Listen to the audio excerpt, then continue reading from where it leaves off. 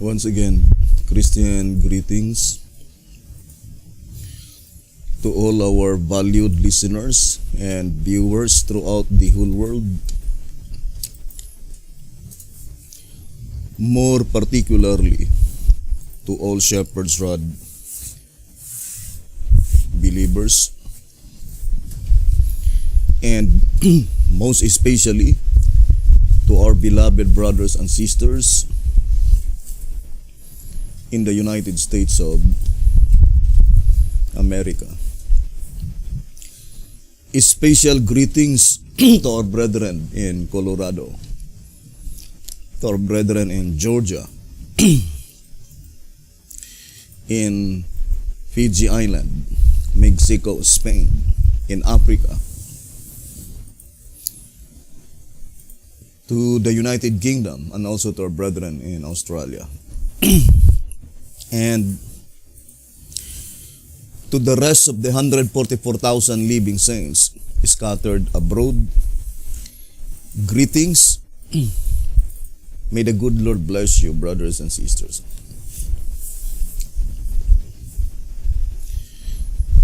This is our episode number 5 on the subject. The Assyrian Confederacy. And since such subject includes the 3 chapters of the book of Nahum, according to 1TG, number 24, page 11, saying, this afternoon, we are to study the book of Nahum.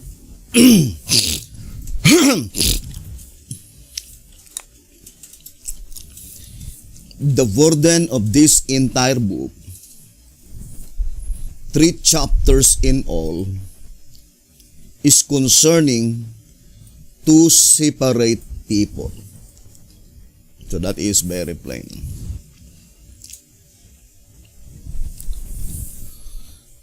So, if we'll be studying the subject concerning the Assyrian Confederacy, includes the entire book of Nahum, which 3 chapters in all. And accordingly, it says, the entire 3 chapters of the book of Nahum is concerning 2 separate people. So, it is concerning 2 separate people.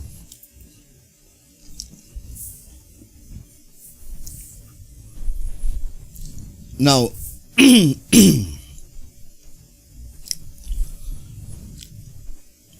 the very first verse that had been quoted is Nahum chapter 1 verse 1 and chapter 3 verse 18.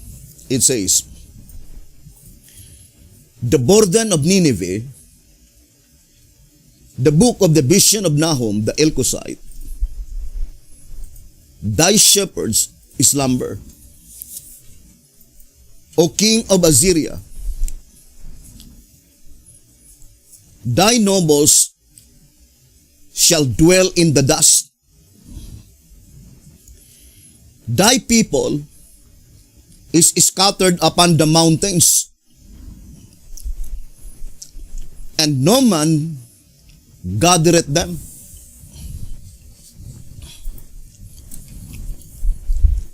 Then it says, plainly, Assyria, with her capital city, Nineveh, are the one people.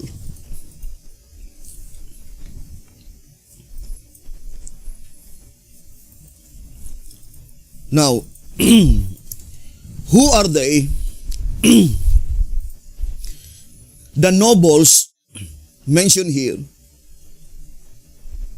by which they dwell in the dust.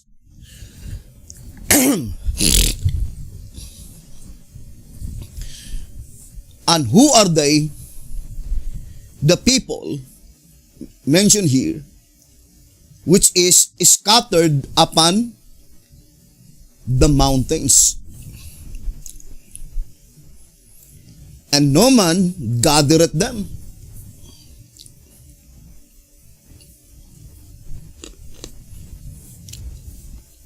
I will no longer read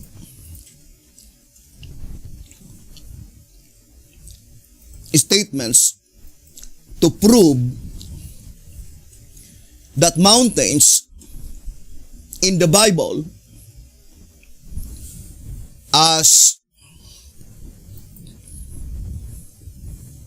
interpreted by the shepherd's rod, represent churches or denominations.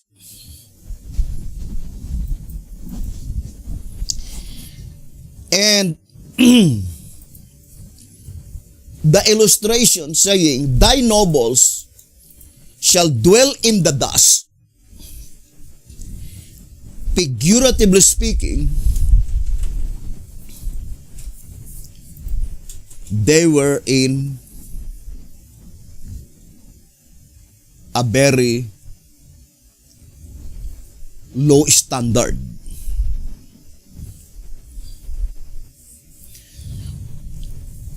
Now,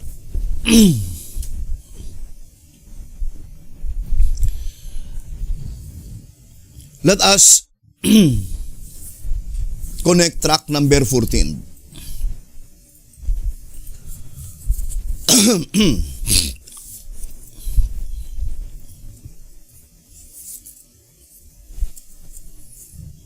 So let's read the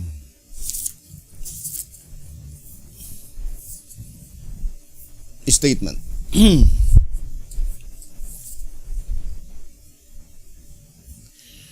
Page 5. It says, two powers are seen rising in their might against each other.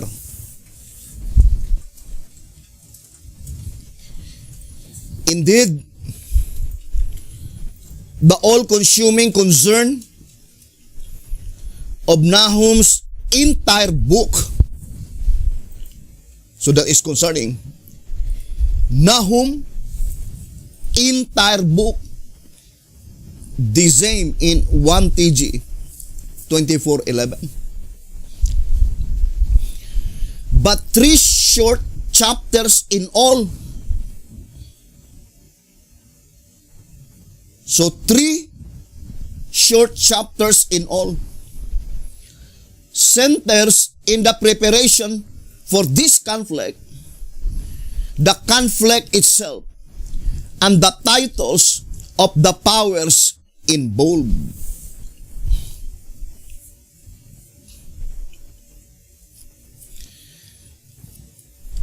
Now, we already explained that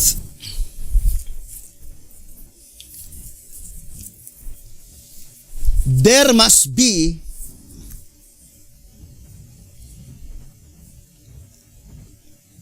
four nations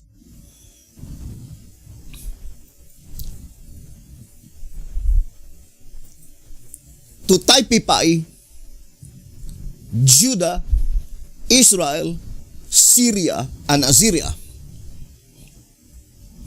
According to track 14, page 33. So I would like to read track 14, page 33. But the simple historical fact that these two kingdoms were overthrown centuries before Emmanuel was even born.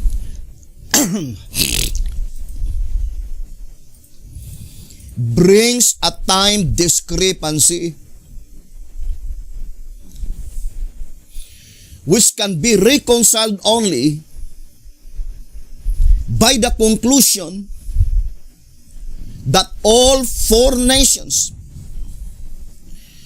Judah, Israel, Syria, and Assyria, involved in this historical action were typical of four others that were to arise sometime following Emmanuel's birth. For after his birth, Israel and Syria were to be conquered by Assyria.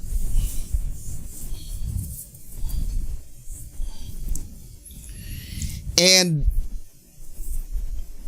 we are now dealing the perfect fulfillment of this prophetic event. Therefore, we need to concretely establish who are they, represented by Syria, represented by Israel, represented by Judah, and represented by Assyria.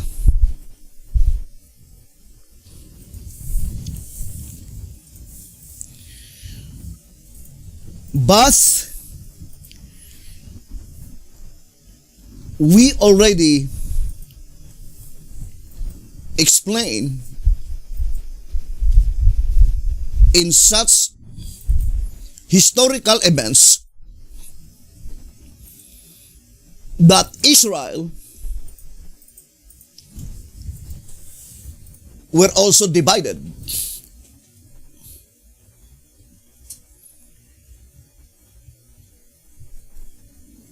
In the time of Rehoboam. The 10 tribes occupied the northern portion of Palestine, and their temple was established in Mount Gerizim under the leadership of Jeroboam. But many of them, represented by the 10 tribes, returned their allegiance to Rehoboam because of the faithfulness of Rehoboam. So we have the 10 tribes that remain in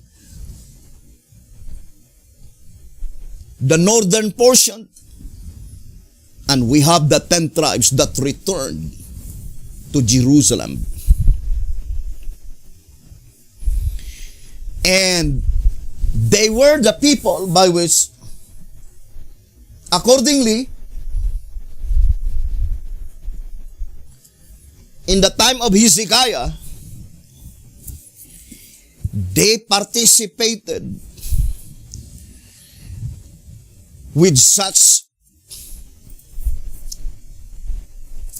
reformation. So, let's read Prophets and Kings.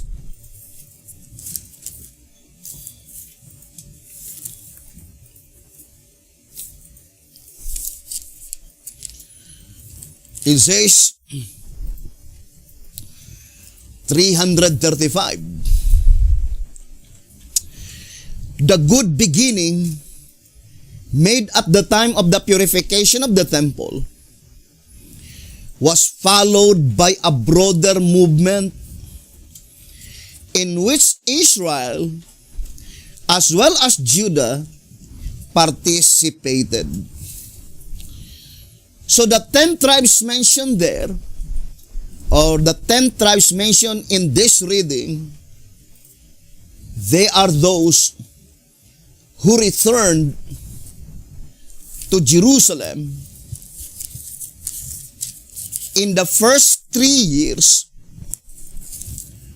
of the reign of King Rehoboam, the son of Solomon. So let us read page 93.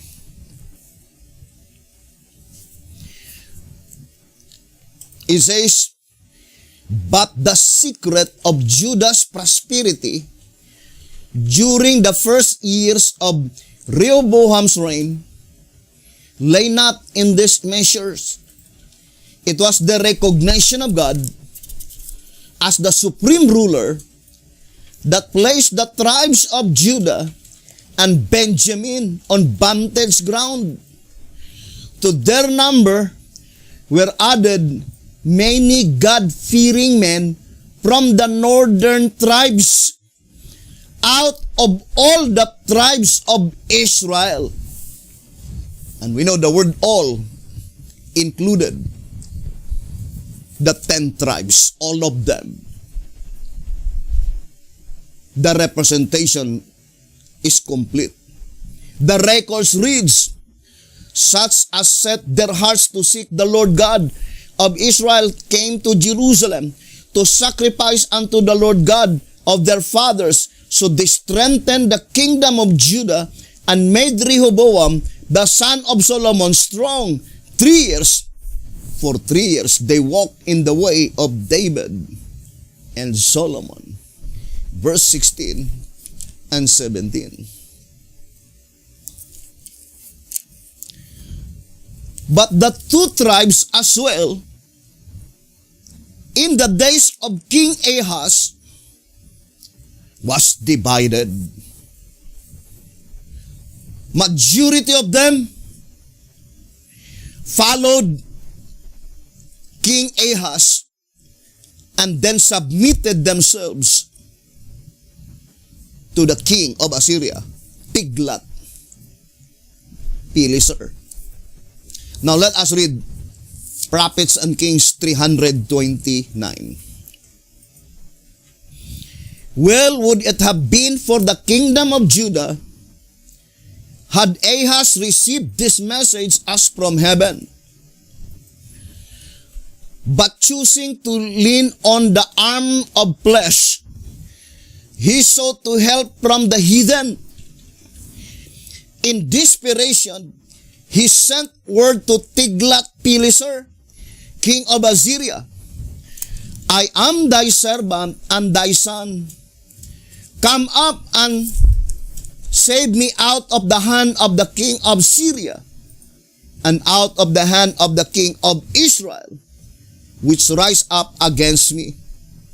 2 Kings 16 verse 7. The request was accompanied by a rich present from the king's treasure and from the temple storehouse.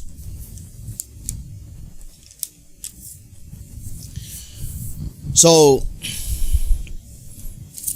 we need to distinctly separate the 10 tribes that remain in the northern kingdom. Who are they? The antitype. The 10 tribes that returned their allegiance to, and joined to the 2 tribes. Who are they? The antitype. And the 2 tribes, Benjamin and Judah, who are they that followed King Ahaz? And who are they that remain their faithfulness and allegiance to God. And they called us the house of David.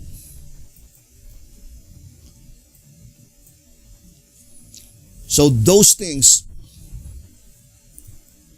is very important. Now let us focus our attention on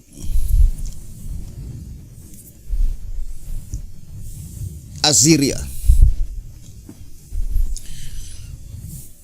Saying in 1TG 24, page 11, that Assyria and Nineveh are the one people.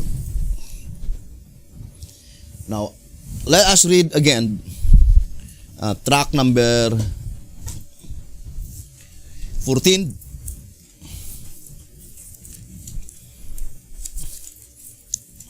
That is under time and chance. Solve mysteries. So here, let us read. In track number 14. I think it is 51. Time and chance solve mysteries. Time and chance are still the most trustworthy witnesses, as well as the best disclosures of mysteries. They now give the answers to the questions. Which one of the nations is the Assyria of today? So that is the question. Which one of the nations is the Assyria of today? Who is he that does it in pieces? When does the clash of these two mortal enemies take place?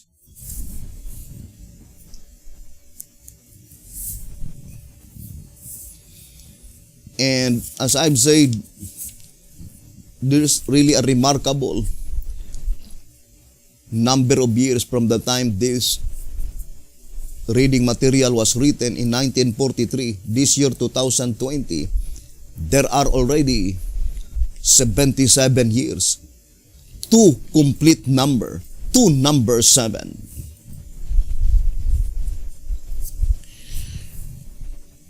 Now, let us now study closely who is the Assyria of today, year 2020. Now let us read again 1TG 23, page 5 and page 6. It says, from this we see that the Assyria under discussion exists in the time of the end.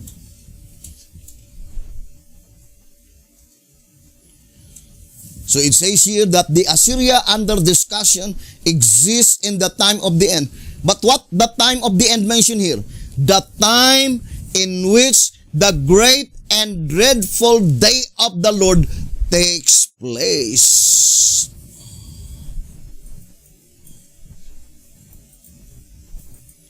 I will no longer read the entire enumeration, but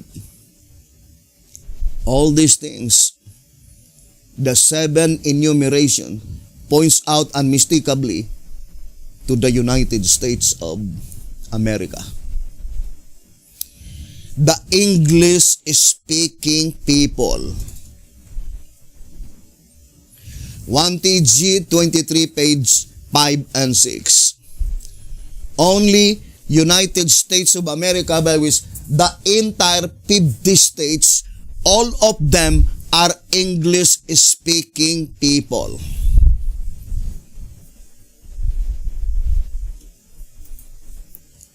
Now, what is the great and dreadful day of the Lord?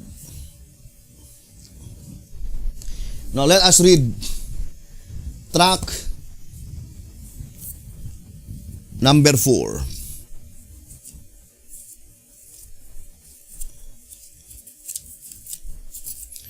On page 60 and page 61. So let us read the same first word.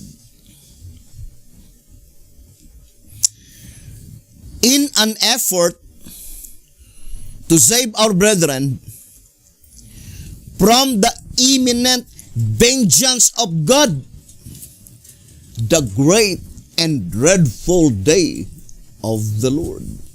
Malakay 4, verse 5. What is the great and dreadful day of the Lord? The imminent vengeance of our God. Therefore, that is pointing to the day of vengeance, by which closely connected to Isaiah 61. Because that is the verse by which the day of vengeance is mentioned. And also Isaiah 63 verse 4.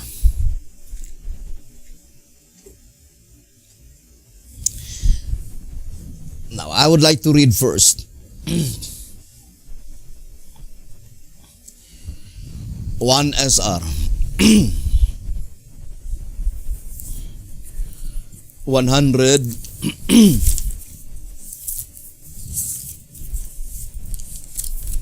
let's read 1 SR page 154.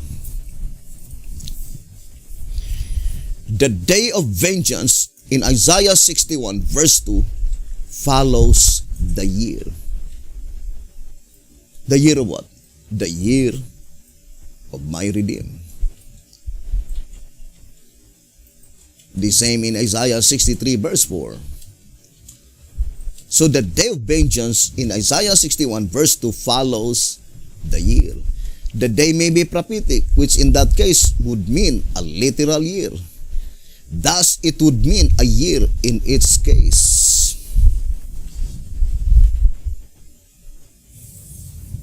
This year of vengeance is not the 7 last plagues, nor is it the destruction of the wicked at the second coming of Christ. It takes place before the close of provision. For in the 4th verse we read, and they shall build the old wastes, they shall raise up the former desolations, and they shall repair the waste cities, the desolations of many generations.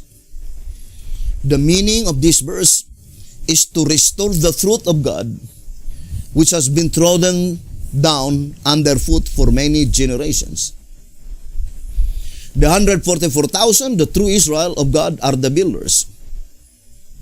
Thus we see that after the day of vengeance, God's truth is to be restored and revealed to the people. Therefore, it must be before the close of provision.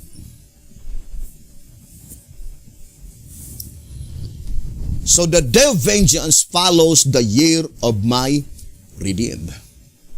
We have the acceptable year of the Lord, which is the year of my redeemed, and immediately after the year of my redeemed follows the day of vengeance.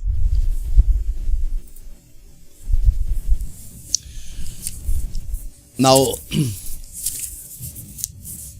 let us read 1 SR 153. The first verse and part of the second apply to Christ himself.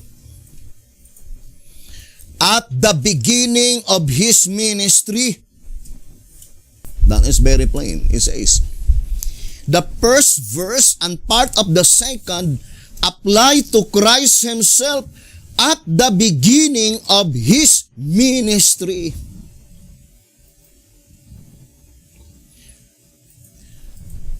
The spirit of prophecy says it will repeat itself with the people of God. This would find its fulfillment in the time of harvest with the 144,000, those who escaped the ruin of Isaiah 59 and 63, by whose effort the great multitude of Revelation 7 verse 9 is made. 1SR page 153. Now, let us study closely, brethren, this prophecy. Why is it that I need to connect Isaiah 61 verse 1 and 2 and Isaiah 63 verse 4? Because of the day of vengeance, which is the great and dreadful day of the Lord. Because according to our reading, in 1 TG 23, 5 and 6, it must be concerning the Assyria in the great and dreadful day of the Lord.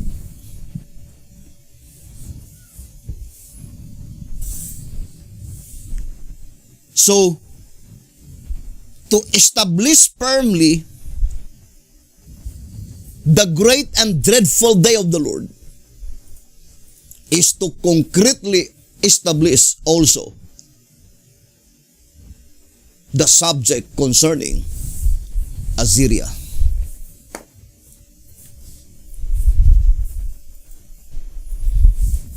So it is very important to establish that prophetic event, the great and dreadful day of the Lord, by which B.T. Hotep himself says that such event was still future in his days. Let's read answerer number 3, page 88.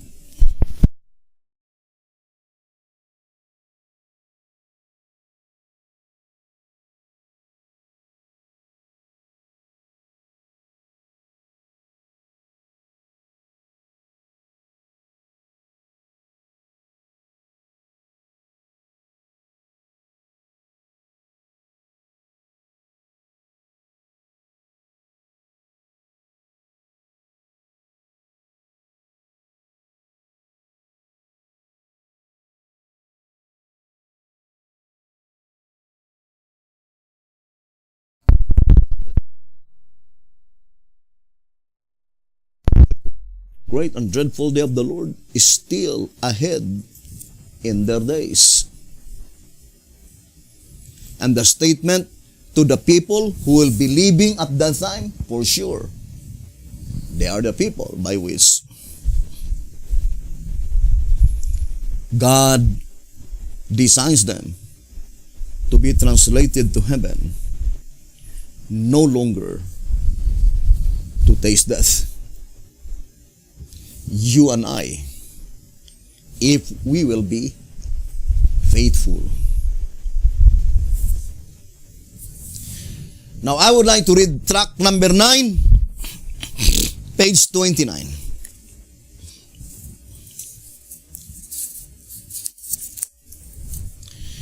Tract number 9, page 29.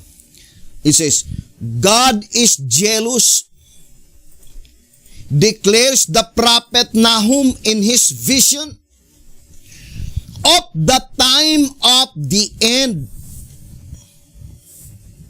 Then quoted Nahum chapter 1. Brothers and sisters, and I think it is up to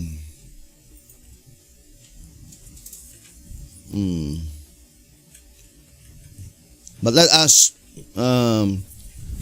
focus first to the first quotation from chapter 1 up to the statement here.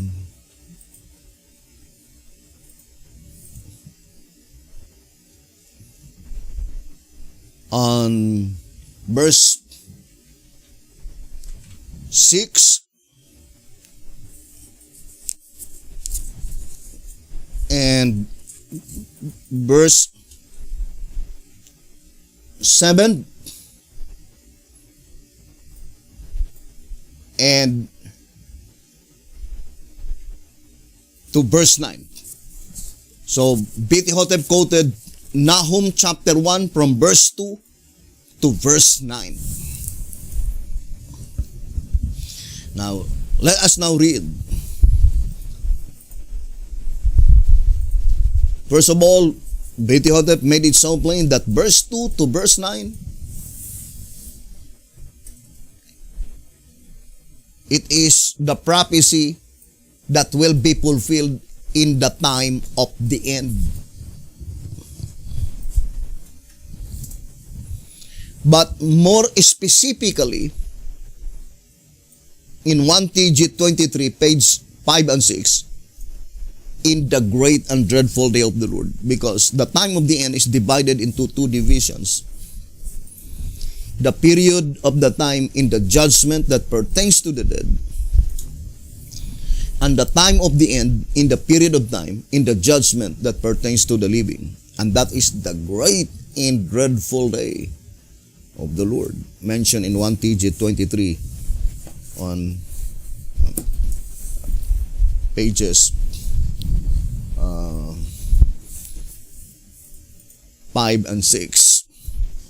So let us read verse 2 in Nahum chapter 1. God is jealous, and the Lord revengeth. The Lord revengeth and is furious. The Lord will take vengeance on his adversaries, and he reserveth wrath for his enemies. Now, to repeat again, who are they? The adversaries of the Lord.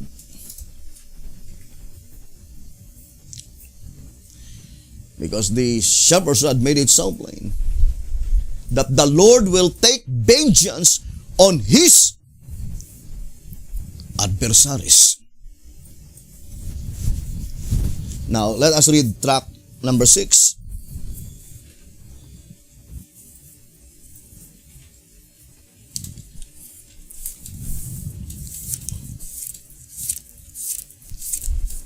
So let the shepherd's rod speaks of itself. Tract number 6, page 26. Brother, sister, upon each of us squarely falls the momentous responsibility of deciding whether we will choose to follow the prophets of God in both the Old and New Testament periods, or to join God's adversaries who advocate uninspired interpretation of the scriptures, and who along with all their sympathizers will, if they continue in their evil course, become guilty with the Jews of the shed blood of the prophets. Who are they, the adversaries of the Lord? Those who advocate uninspired interpretation of the scriptures. Of course, the statement, who advocate, they are the one who establish or provided such uninspired doctrines, uninspired interpretation of the scriptures, and also together with all their sympathizers.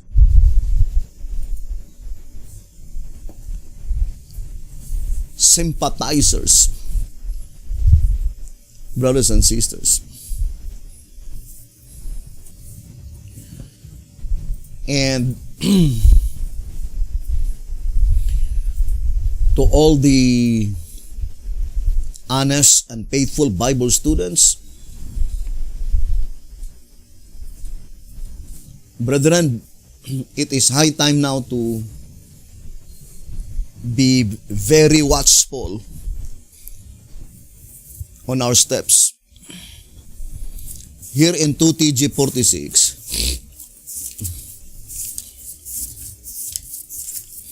page 43 and page 44,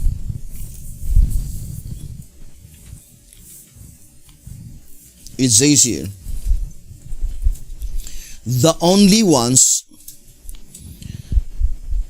that will endure to the end will be those who carefully watch their steps from being carried away either by his additions to or by his subtractions from the works of inspiration.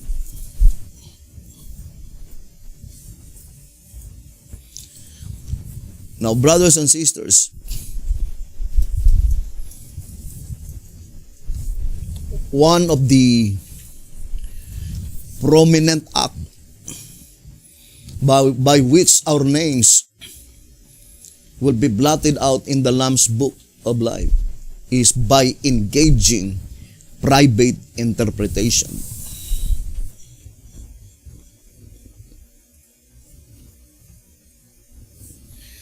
The only inspired comments is the Golden Bowl.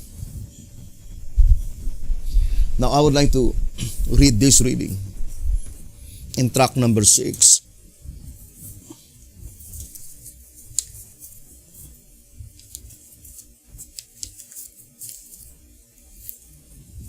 It says here, clearly then, track number 6, page 23. Clearly then, the bowl in which the golden oil is stored symbolizes the storehouse of present truth. The word interpreted, the only storehouse that contains inspired comments on both testaments is the books of the spirit of prophecy. They therefore are the golden bowl.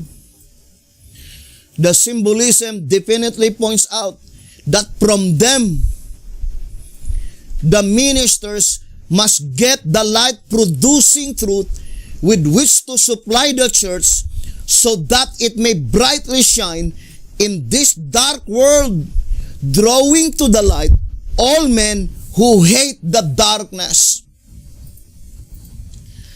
Are we among the people who hate the darkness? Then you will never accept any doctrine or precept by which such explanation, such ideas cannot be found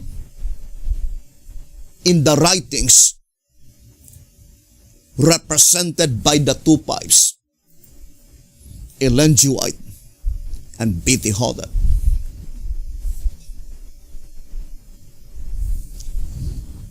Brothers and sisters, the golden bowl.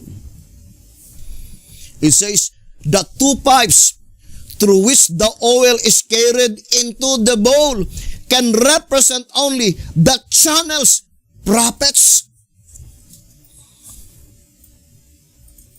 through whom the oil is transferred from the Bible into the bowl. in the period during which both olive trees, Old and New Testaments, live the Christian era.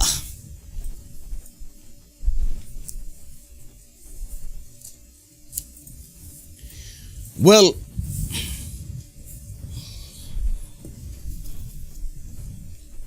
we need always to stand that principle that in matters of conscience, let us left every individual soul untrammeled. Let every man be fully persuaded in his own mind,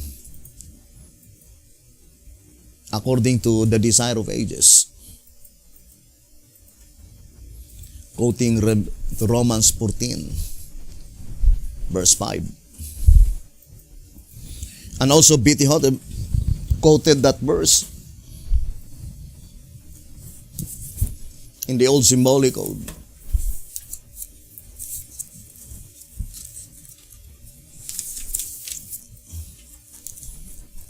On one Symbolic Code, number 14, page.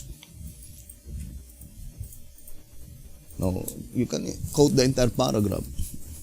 In matters where it says in one Symbolic Code, number 4, page 1, let every man be fully persuaded in his own mind is our position.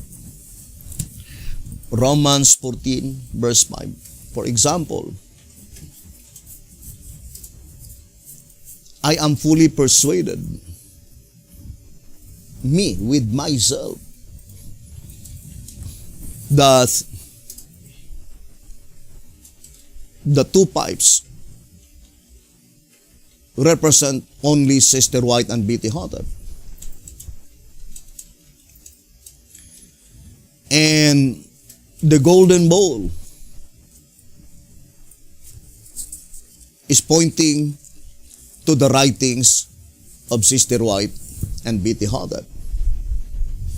But since both of them, Sister White and B.T. Hotep,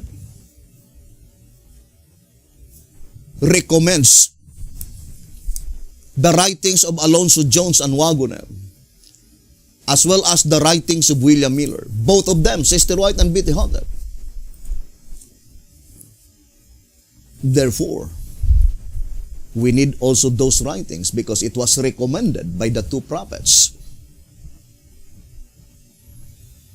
And it seems the number of the Bible stands here because William Miller, Sister White, Alonzo Jones, Wagoner, and B.T. Hotep.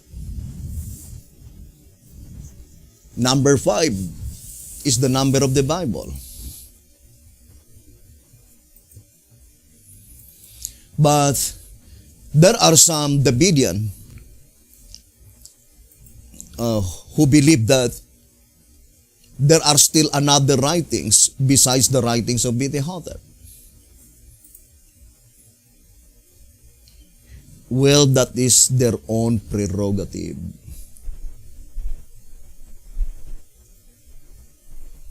And it is not our duty to ruin their reputation.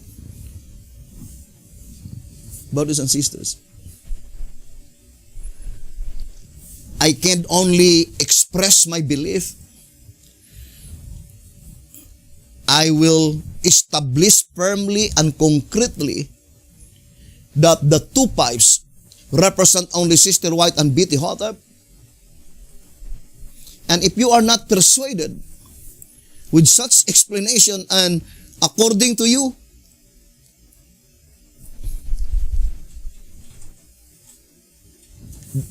there are still writings besides the writings of B.T. Hotep that you considered as being inspired, then that is your own absolute freedom. I would like to read here in track number 13. I love so much this reading.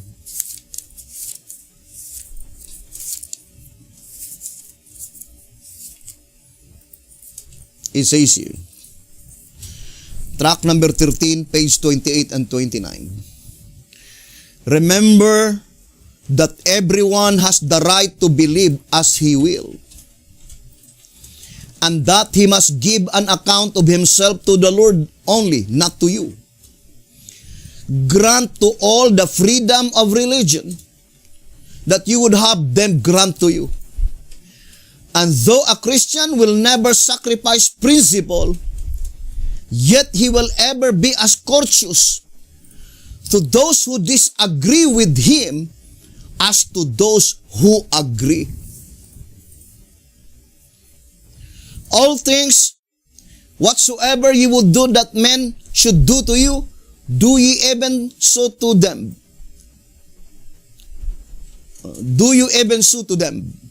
For this is the law and the prophets. Matthew 7 verse 12. Yea, thus is the teaching of both. And so to receive all these holy gifts, you must forsake egotism, self-confidence, pride of opinion, prejudices. Track number 13, page 28 and page 29.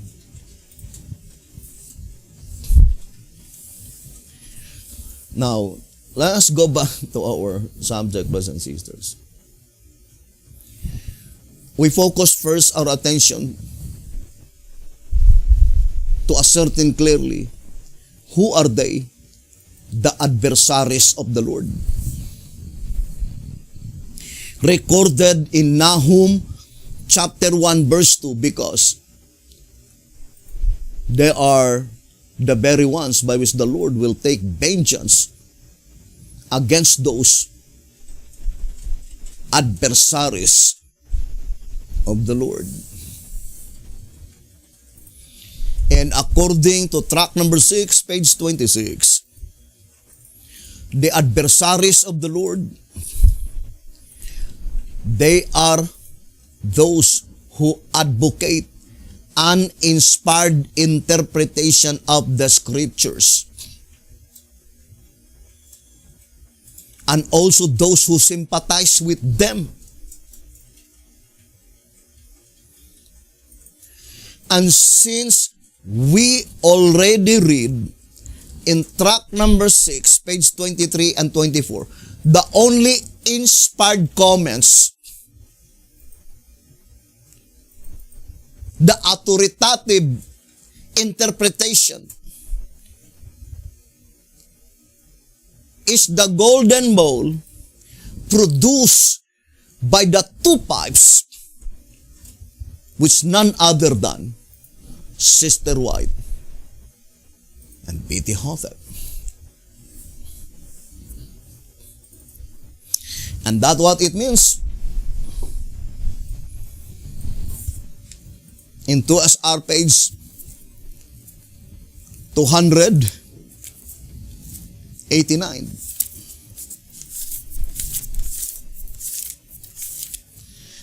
I would like to read to you. It says, find your explanations in the bowl. Or in other words, the only explanations that we need to accept are those explanations that can be found in the golden bowl.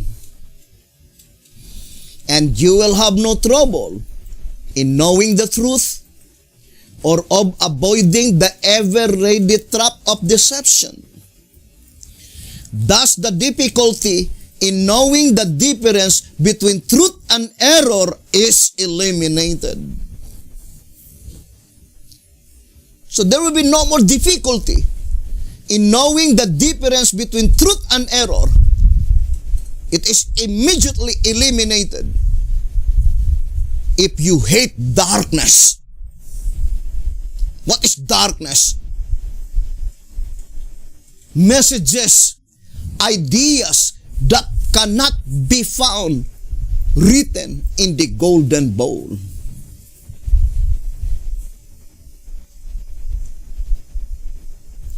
For example, those who teach, as they posted it on internet, that Lebanon is the Millerites or William Miller, and Sharon in Isaiah 33 verse 9 is the Seventh-day Adventist, and Bashan is Bingham.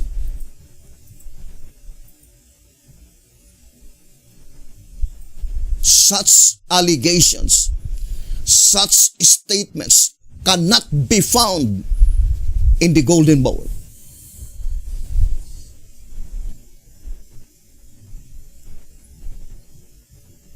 Brothers and sisters, that is why B.T. Hotep says, I would like to read tract number 11. However plausible or it seems reasonable. Tract number 11, page 12. All present truth believers should now see the necessity of shunning every wind of doctrine, regardless how plausible or reasonable it might appear to be. If you will look at the reasons, it seems reasonable and it seems plausible. But B.T. Hotep says, regardless, the admonition says, get your doctrine, brother, sister, only from the Golden Bowl.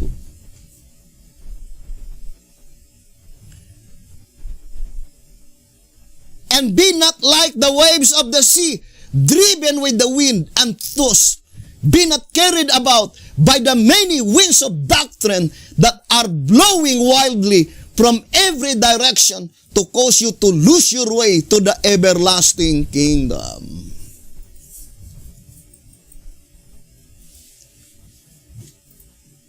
Get your doctrine, brother, sister, only from the Golden Bowl. Only. There is no other.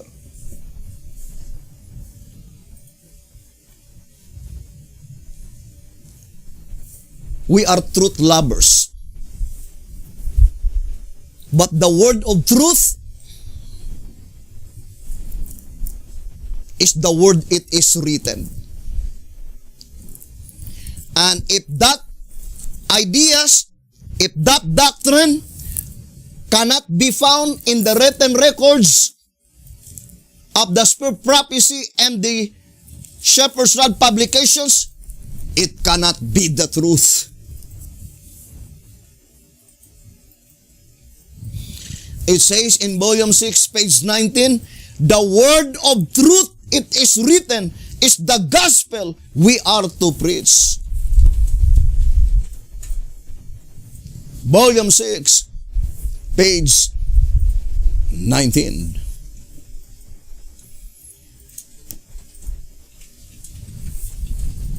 Unless these brethren can produce a statement that Isaiah 33 verse 9, that Lebanon there represent the Millerites movement according to them,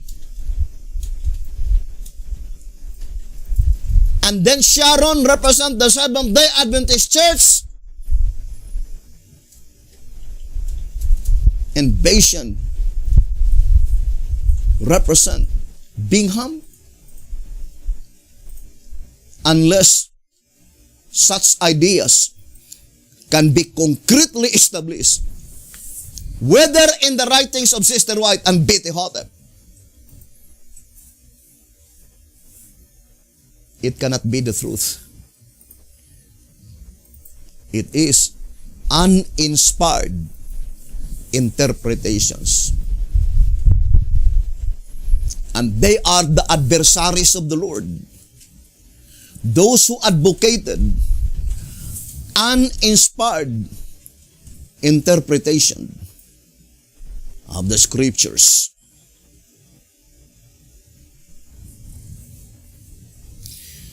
Ponder deeply, brethren. Remember, in track number 6, I would like to read to you.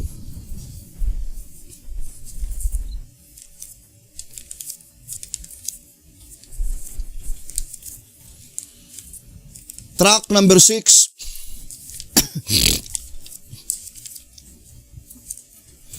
On page 76.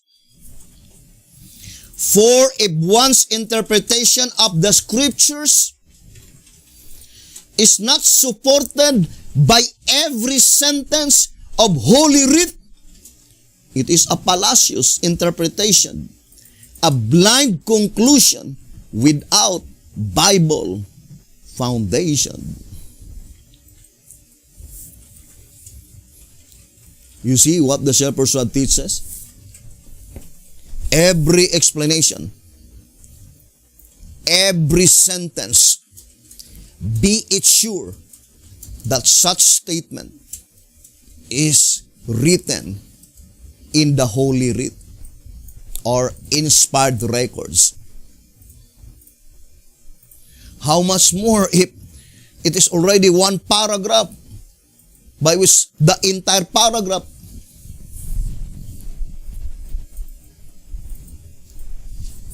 brothers and sisters, never been supported by the word it is written. They quoted the 5 angels' messages in Revelation 14 to attach Isaiah 33 verse 9. Can anyone produce the statement in the writings of Sister White and B.T. Hotep that Revelation 14 is the explanation of Isaiah 33 verse 9?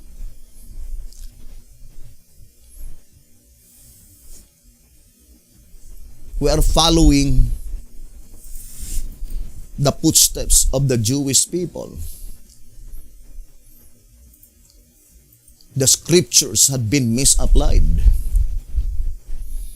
Isaiah 33 verse 9 and Revelation 14 is a different prophecy. Has no connection at all. My dear brothers and sisters. And the only connection is that by our uninspired explanation, by which such explanation cannot be found in the golden bowl. And who are they?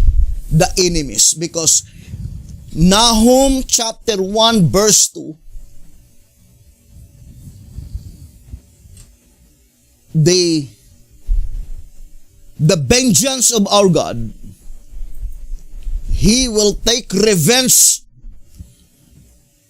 to His adversaries and to His enemies. So I would not use my own words.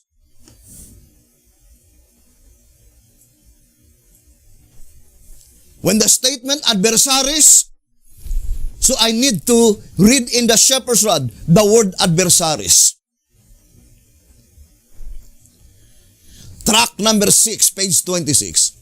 Who are they, the adversaries of the Lord? Those who advocated uninspired interpretation of the scriptures.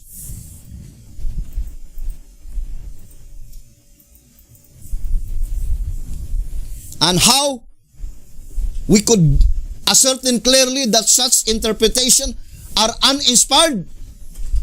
If such explanation cannot be found in the golden bowl. Because the only inspired comments, according to track number 6, page 23, the only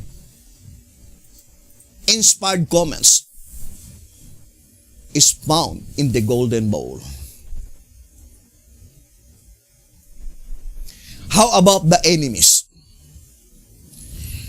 Who are they? The enemies of the Lord. So let us read in track number 8.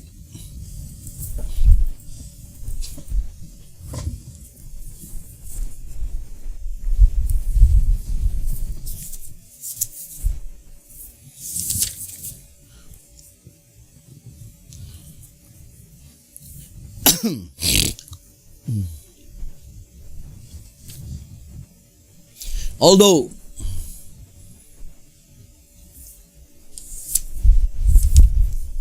such enemies of the Lord is found in the Bible itself. Now, I would like to read first the Bible. Luke chapter 19.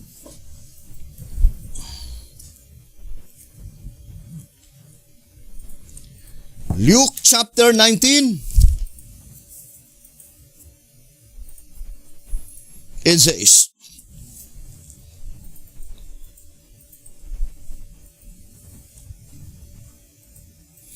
on verse 27,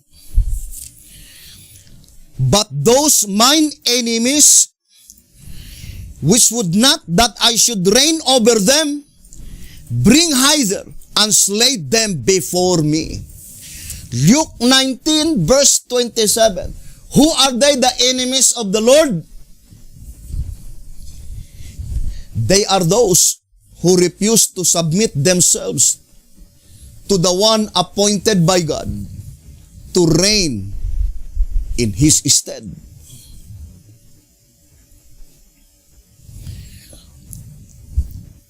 Well, that statement can also be applied in the days of B.T. Houghton. That the enemies of the Lord, those who refuse to submit to the inspiration of B.T. Houghton. But for sure, brethren, it could no longer be applied in our days because God never used a dead prophet to reign in His stead. So I would like to read again the old symbolic code, the statement given by the shepherd's rod. It says here, old symbolic code, 5 symbolic code, 6 to 12, page 15. 5 symbolic code, 6 to 12, page 15. It says, no one denies the fact that a number of times in the scriptures Christ is called a man.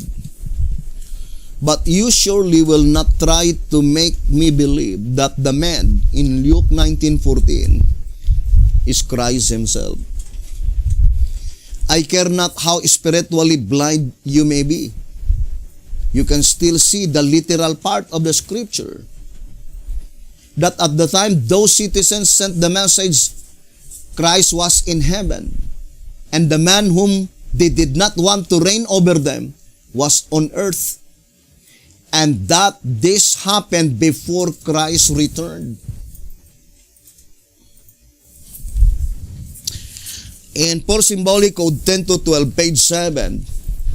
For symbolic code 10 to 12, page 7, it says, others, though not so dictatorial, will not submit themselves to the leadership of God. For Jesus foresaw the class that hated Him and sent message after Him saying, we will not have this man to reign over us. Luke 19 verse 14. Therefore, because of their insubordination, Jesus has plainly told that at His appearing, He shall command His servants, saying, but those mine enemies, so that is the enemies of the Lord, which would not that I should reign over them, bring hither and slay them before me. Luke 19 verse 27. The parable makes it clear that through some men, Jesus is to reign before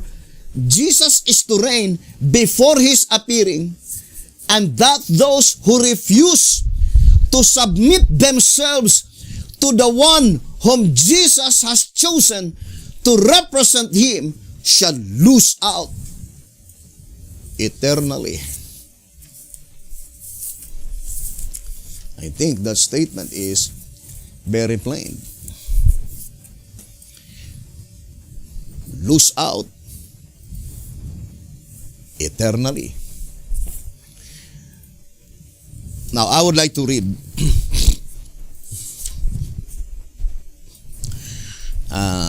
track number 8. So let us read track number 8, pages, I think page 70.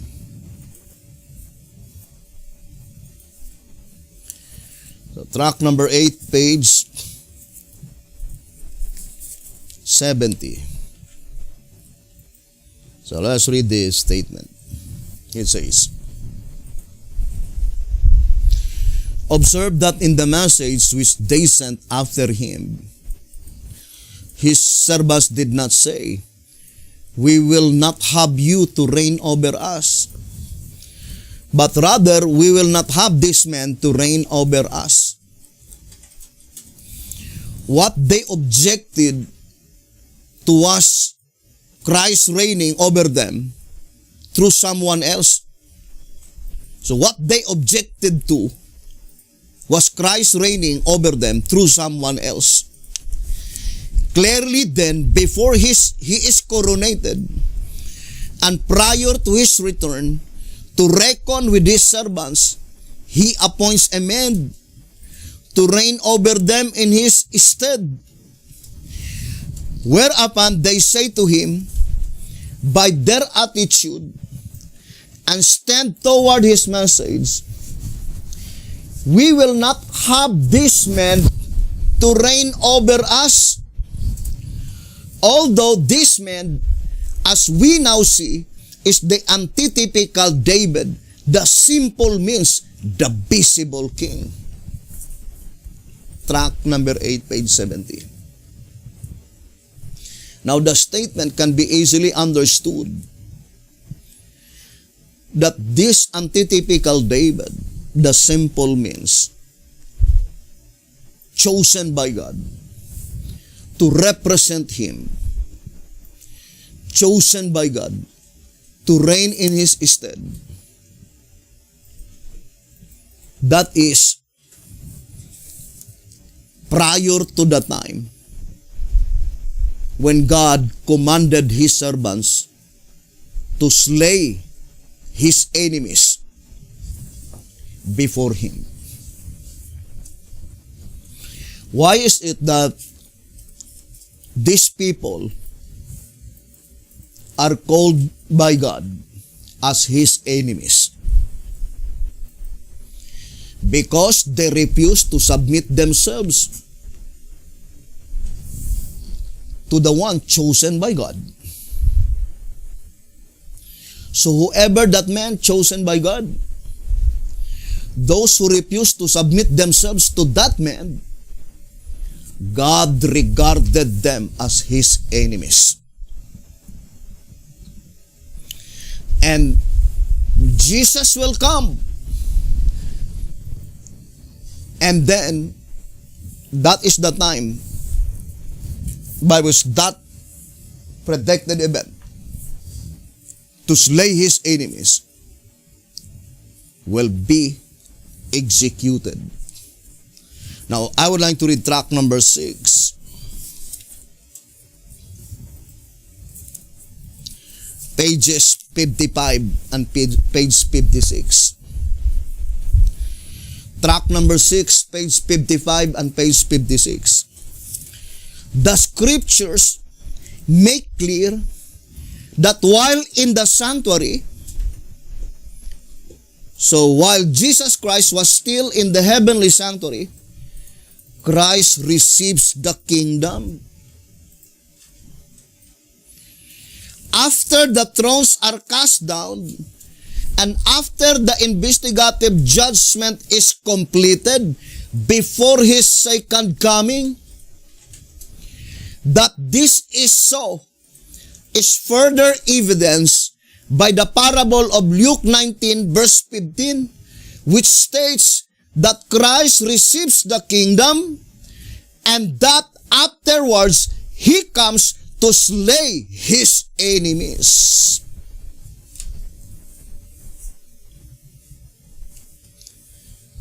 The coming mentioned here, second coming, is the second invisible coming of Jesus Christ.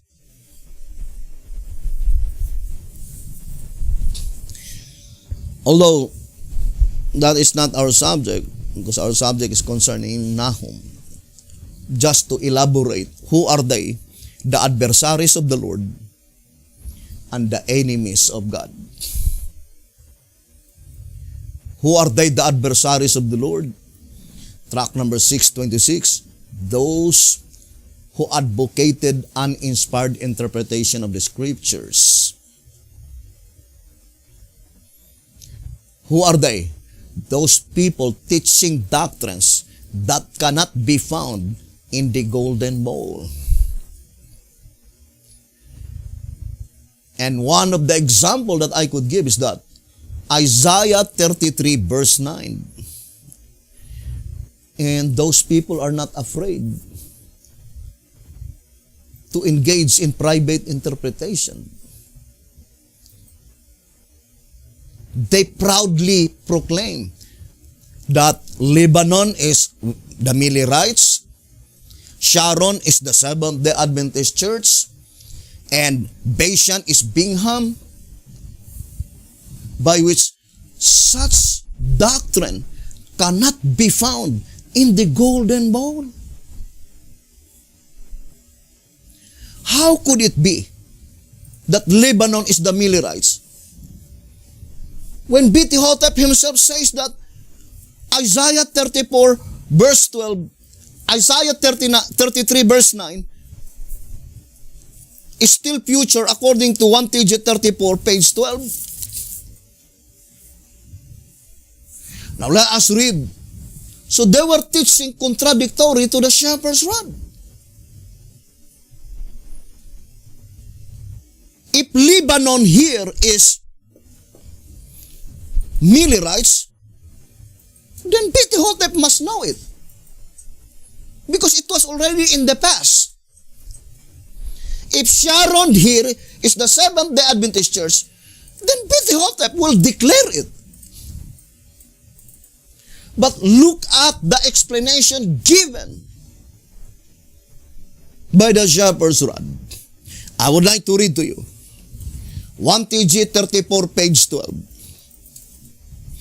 Isaiah 33 verse 9. The earth mourneth and languisheth. Lebanon is ashamed and hewn down. Sharon is like a wilderness. And Bashan and Carmel shake off their fruits. Now let us read the commentary given by the prophet. 1 TG 34:12. The nouns in this verse, being profoundly figurative, and the time of fulfillment yet future. So whoever this Lebanon, whoever this Sharon, Bashan, and Carmel, the fulfillment is still future in the days of B.T. Hotep.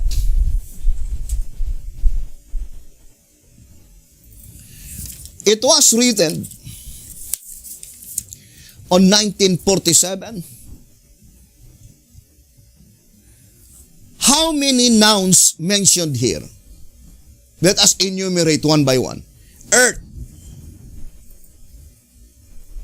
Because it says the nouns, meaning plural form.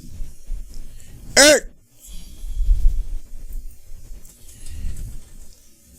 Second, Lebanon.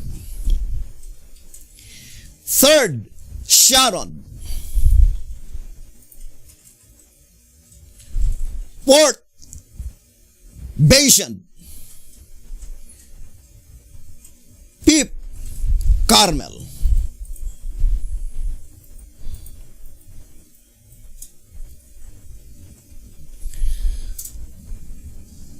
Since the shepherd's rod declared clearly that the nouns in this verse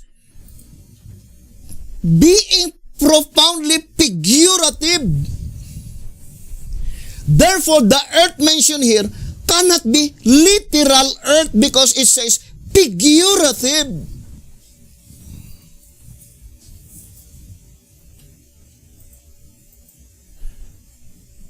Now, what is the figurative earth?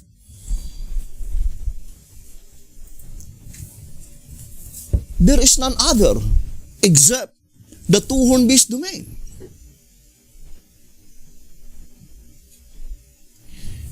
The same with the earth mentioned in Revelation 13.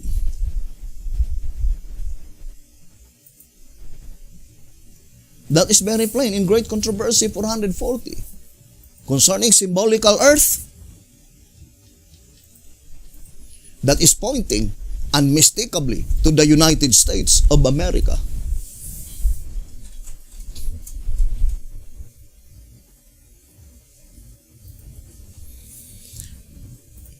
Now, how about, brothers and sisters, Lebanon?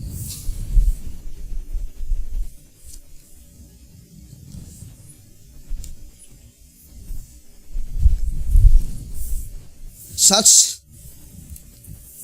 doctrine promulgated by Bashan that Lebanon is the Millerites, they will have a hard time to produce such statement. And the absolute fact is that they can never produce such statement except their own statement. Not in the writings of Sister White, neither in the Shepherd's Rod publications. And those who hate the darkness, according to tract number 6, page 23, will never accept such doctrine. Now, I would like to read to you Prophets and Kings.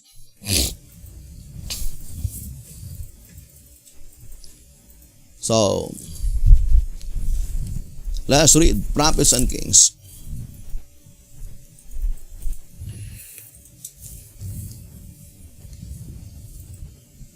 (363). So let me read to you. Prophets and Kings 363. Let us read. The Assyrian was a cedar in Lebanon, with fair branches and with a shadowing shroud, and of an high stature, and his top was among the thick boughs.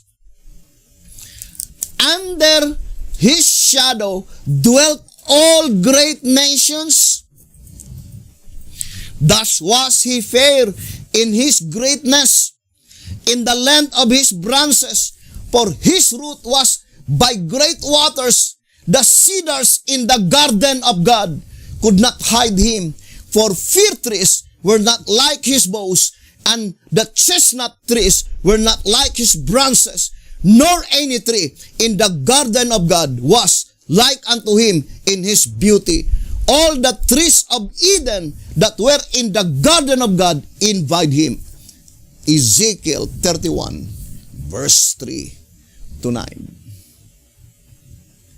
Now look at both prophets connect Ezekiel 31 to the subject in the book of Nahum.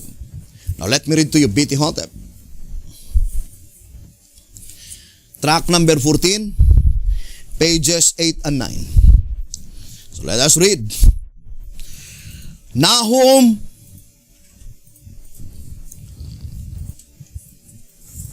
So let us read. Nahum chapter 2, verse 3.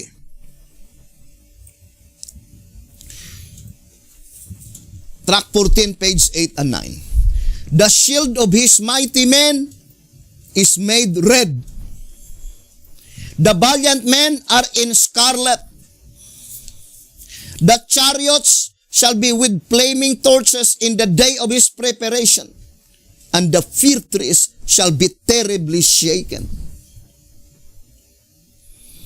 Very evident it is that this aggressor power who does it in pieces girds himself for war in the day when the chariots have such blazing lights, powerful electric headlights, that they resemble flaming torches.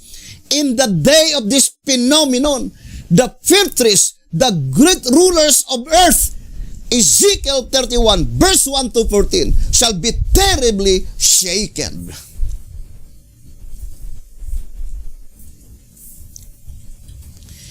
You see, brothers and sisters, here the shepherd's rod connect Ezekiel 31, verse 1 to 14. If you will read Ezekiel 31, verse 1 to 14, there are two nations mentioned there, Egypt and Assyria. Verse 1 and 2, pointing to Egypt. Verse 3 to 14, pointing to Assyria.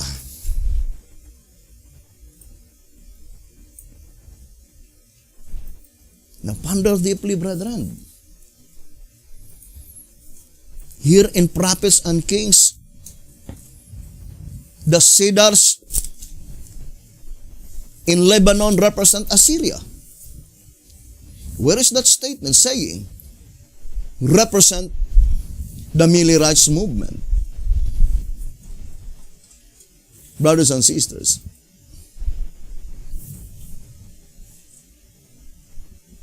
now let us continue reading. In Prophets and Kings 363, it says, but the rulers of Assyria, instead of using their unusual blessings for the benefit of mankind, became the scourge of many lands. So it points out to the United States of America, because we read several times for SP 398 saying that of all the lands in the earth, United States of America. Let us read again the statement.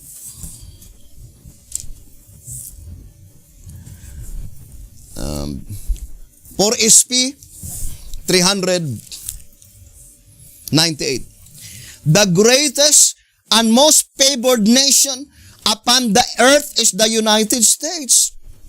A gracious providence has shielded this country and poured upon her the choicest of heaven's blessings.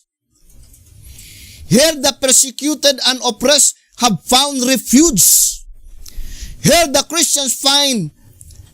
Christian faith in its purity has been taught. These people have been the recipients of great light and unrivaled mercies. But these gifts had been repaid by ingratitude and forgetfulness of God. The Infinite One keeps a reckoning with the nations, and their guilt is proportion to the light rejected. A fearful record now stands in the register of heaven against our land. But the crime which shall fill up the measure of her iniquity is that of making void the law of God.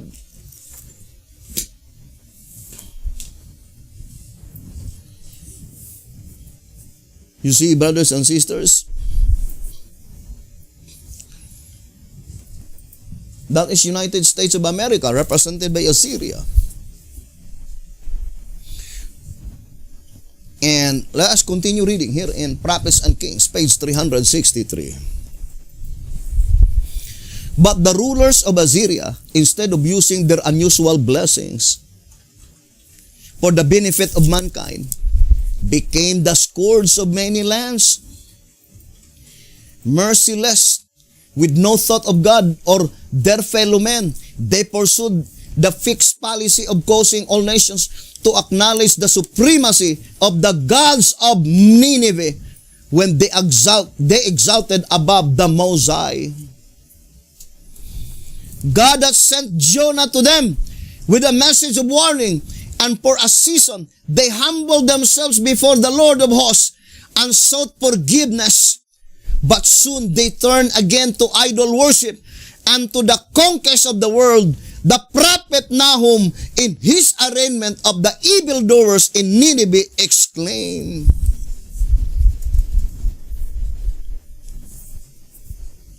"Woe to the bloody city! It is full of lies and robbery. The prey departeth not. The noise of a whip and the noise of the rattling of the wheels and of the prancing horses and of the jumping chariots. The horsemen lifted up both the bright sword and the glittering spear, and there is a multitude of slain. Behold, I am against thee, saith the Lord of hosts." Nahum chapter 3, verse 1 to 5. And then quoted Nahum chapter 2 or Nahum chapter 3 verse to verse 6. You see, Nahum chapter 1 verse 3 to verse 6 had been quoted here in 364, and it is pointing to the United States of America.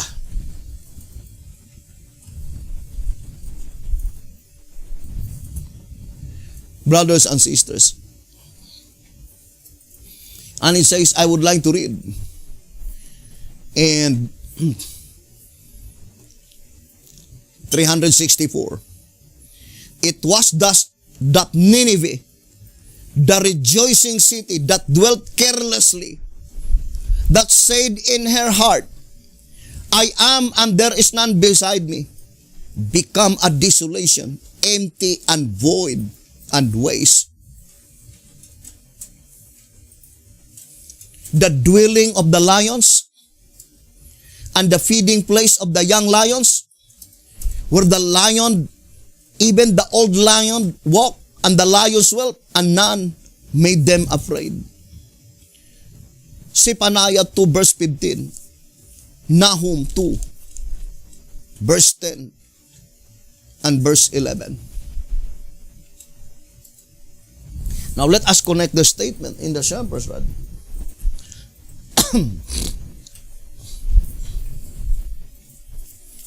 So let us read.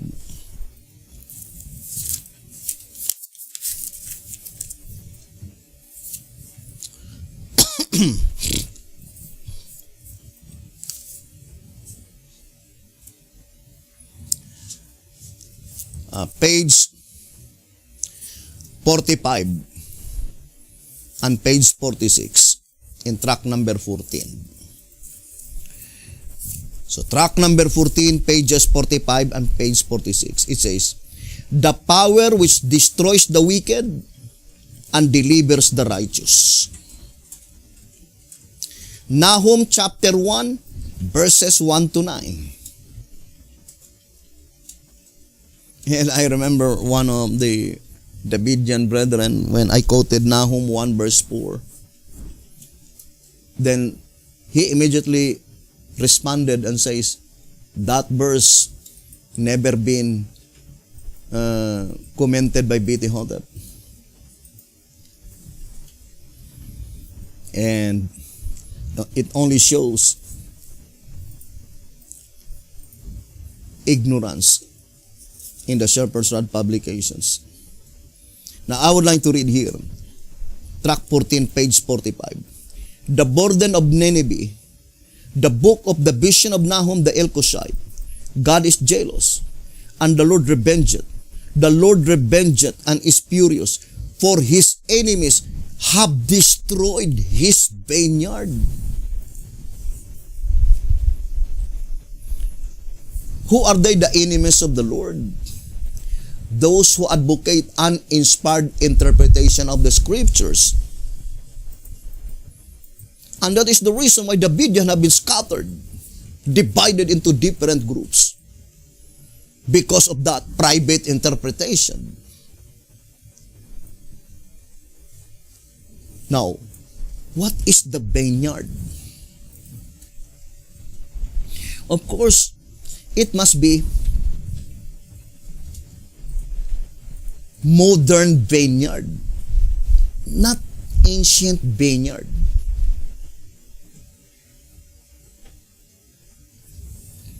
So let us stick what the shepherd's rod teaches. So if we want to understand vineyard here, it must be interpreted by the shepherd's rod itself. Now, in tract number 12, page 43, it says here, tract number 12, page 43, to begin with, we see from this scripture that the woman left her vineyard, homeland, Palestine.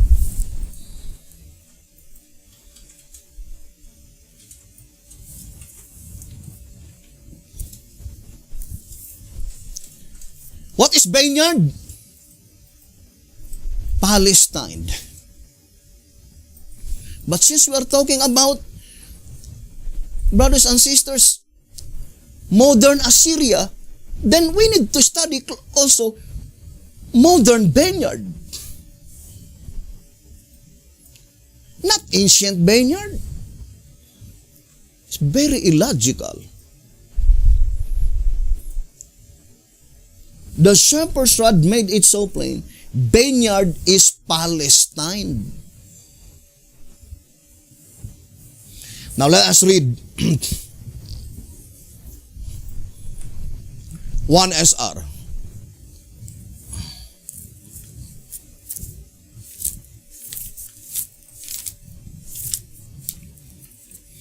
(158) The land of Canaan, 1 SR 158. The land of Canaan represents the land into which the church at this present time came into existence, namely the United States of America. The name Palestina means land of strangers. The United States is composed of strangers, people from many nations and races. Dukes of Edom refers to the same class as those mentioned in Isaiah 63 verse 1 as previously explained.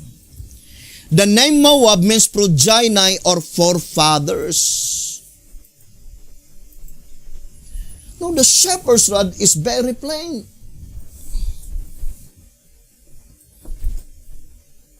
And that is why it's easy to understand the type and antitype. Now, I would like to, for example, this is Palestine. Palestine. Ancient Palestine. Ancient. As stated in tract number 12, page 43. Of course, the woman mentioned is the Apostolic Church. And then pointing to the time by which the woman left the vineyard and went into the wilderness. But what wilderness? Literal wilderness outside the vineyard, because this is the vineyard. But that is the type.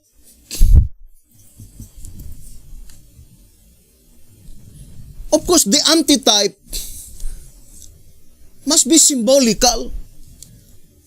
Palestine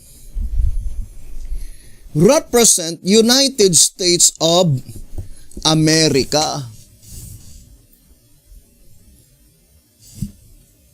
which is the vineyard.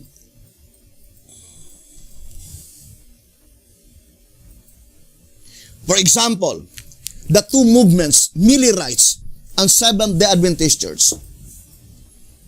The shepherd's rod says that third call and fourth call, brothers and sisters, they are movements that God raised up in the vineyard. Therefore, vineyard is United States of America. Because Millerites and Seventh-day Adventists is in the United States of America.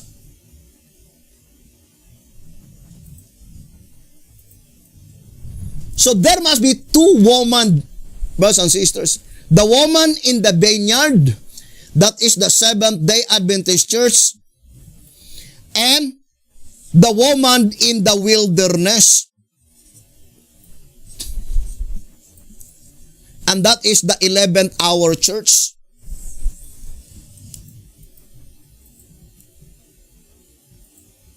But what wilderness? Figurative. What vineyard? Figurative. Because United States of America is a literal wilderness, but we are talking about type and antitype. I think it is not difficult to understand, brothers and sisters. Now let us go back again to our reading.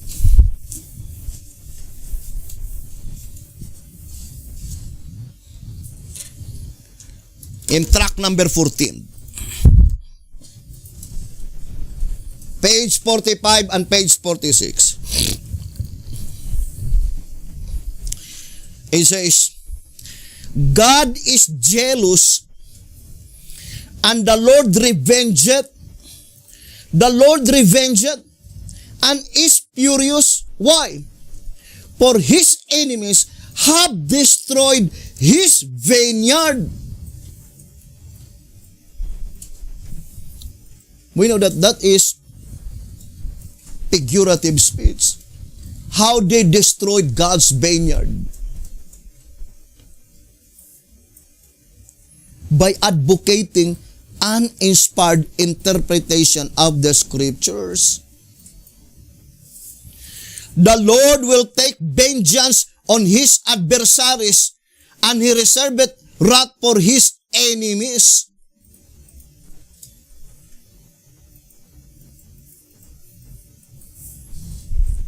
And then it says, the Lord is slow to anger and great in power, and will not at all acquit the wicked. And the Lord hath his way in the whirlwind and in the storm, whereas the aircraft of the nations do not. And the clouds are the dust of his feet. He rebuketh the sea, and maketh it dry, and dried up all the rivers. But men and their ships go down therein to rise no more. How could such ship be able to sail if there is no more water? Therefore, it is unmovable. When it pertains to ship, we know ship represent movements. All the movements in the United States of America, in reality, are unmovable because there is no water. Whether it boats or ship, it cannot travel without water. So it stays unmovable. And it says,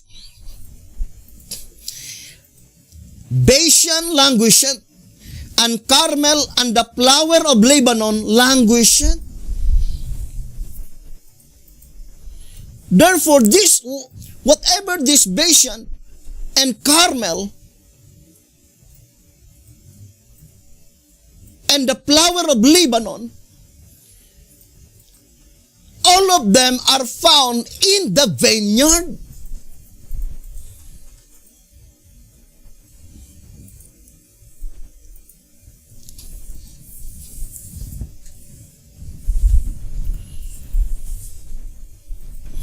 I would like to read to you some passages, brothers and sisters, in the writings of Sister White. Patriarchs and prophets. And Mount of Blessing. Let me read to you. Thoughts on the Mount of Blessing.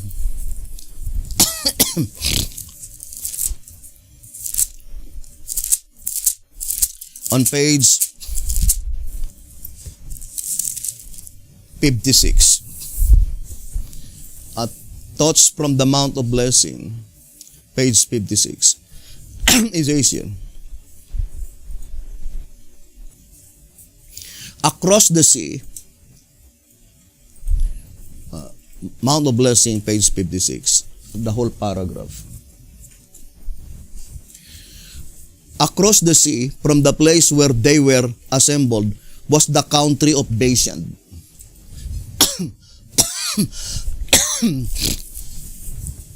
So, Bashan here is very plain. It is a country. So, let us read. Mount of Blessings, page 56.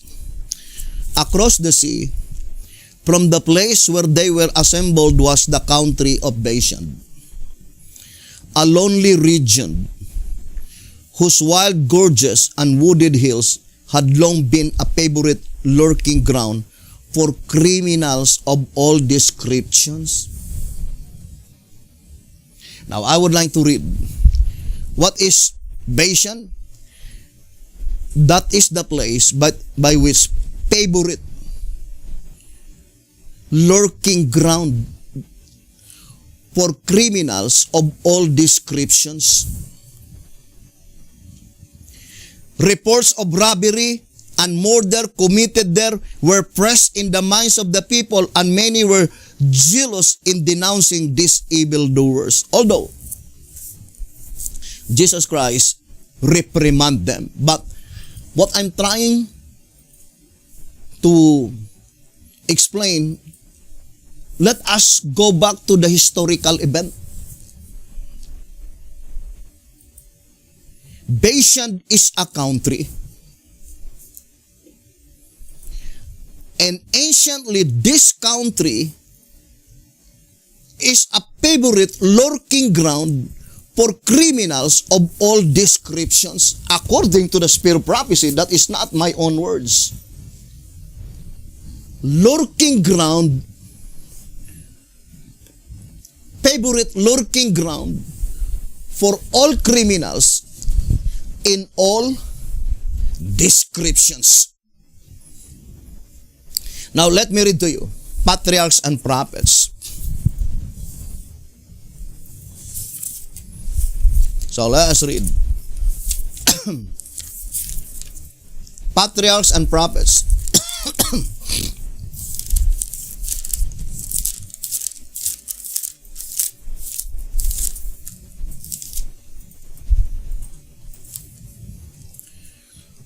On page 400.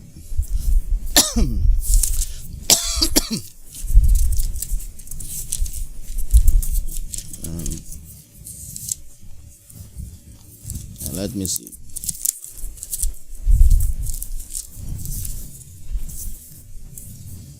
Patriarchs and Prophets.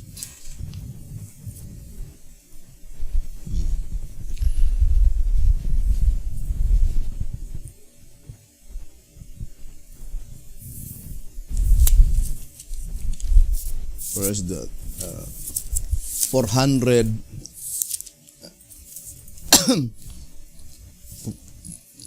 From 433, it says, the conquest of Bashan. And it is really closely connected in the statement in 1 SR.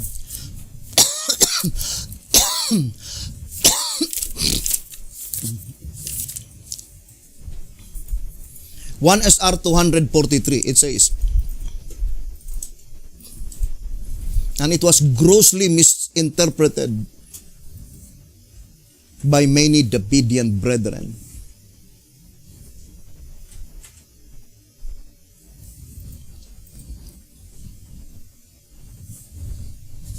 So let us read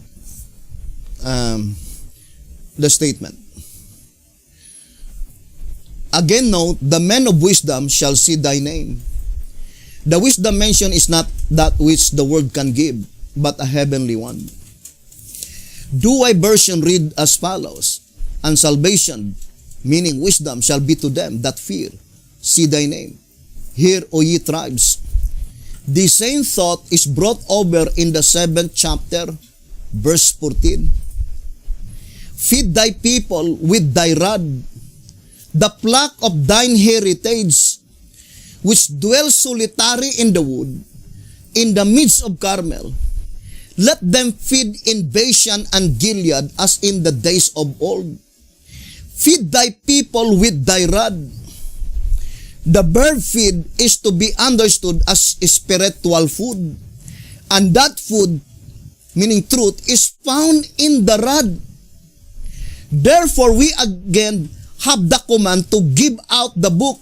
Feed thy God's people. Carmel, Bashan, and Gilead are used as symbols of good spiritual pasture. These places are where Israel had their victories. So the same with the statement here in Patriarchs and Prophets 433, conquest of Bashan. The conquest of Bashan.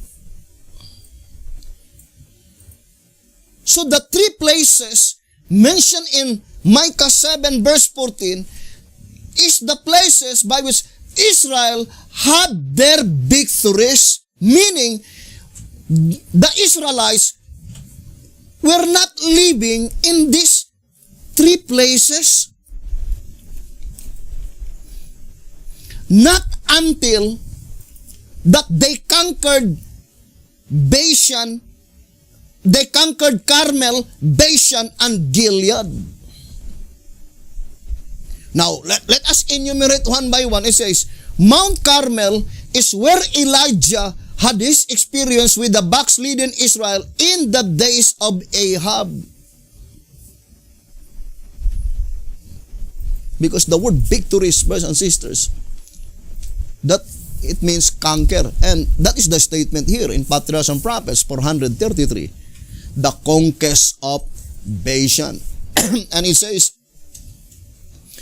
it was in Carmel where Elijah brought the fire from heaven which consumed the sacrifice upon the altar, after which he slew the prophets of Baal.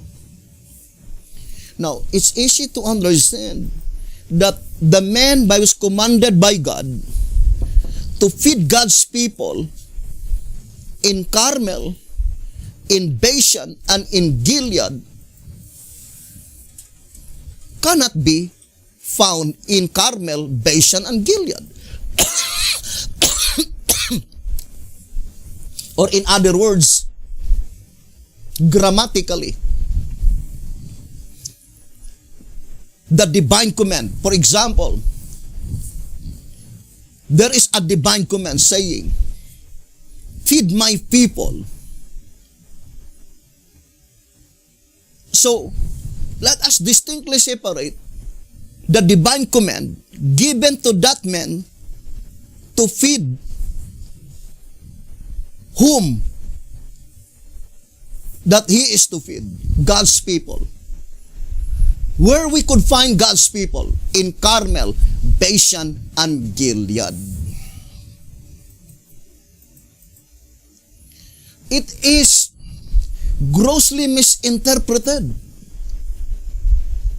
brothers and sisters, that the one feeding is in Bashan, is in Carmel, and is in Gilead. No.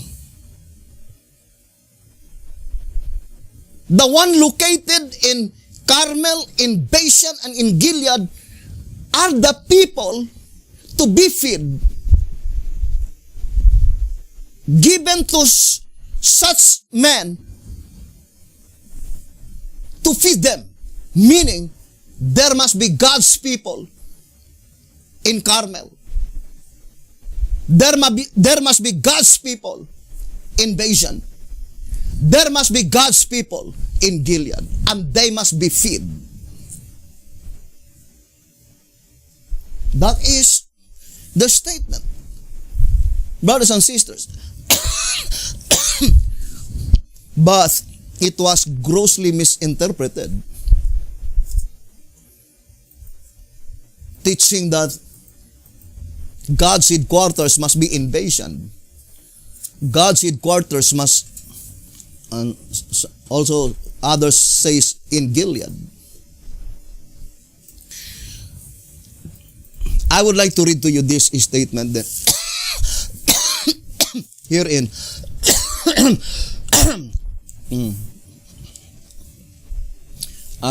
Patriarchs and Prophets 436. It says, but Moses was calm and firm. The Lord had said concerning the king of Bashan. Who is the king of Bashan? He is not God's people. King represents leader. Patriarchs and Prophets 436. But Moses was calm and firm. The Lord had said concerning the king of Bashan, fear him not,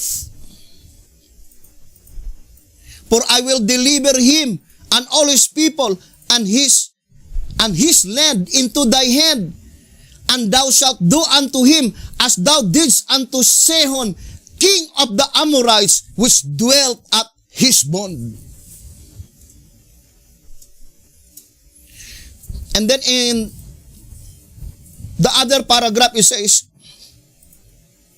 in the conquest of Gilead and Bashan, if the one residing in Gilead, if the one residing in Bashan are God's people, why is it that they need to conquer them?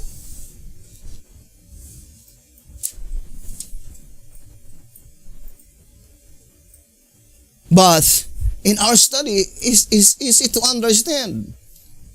There must be God's people in Bashan. There must be God's people in Gilead. But there is no such example that you could show that God commanded His people to establish headquarters in Bashan or in Gilead. I would like to read to you 2 SR 255.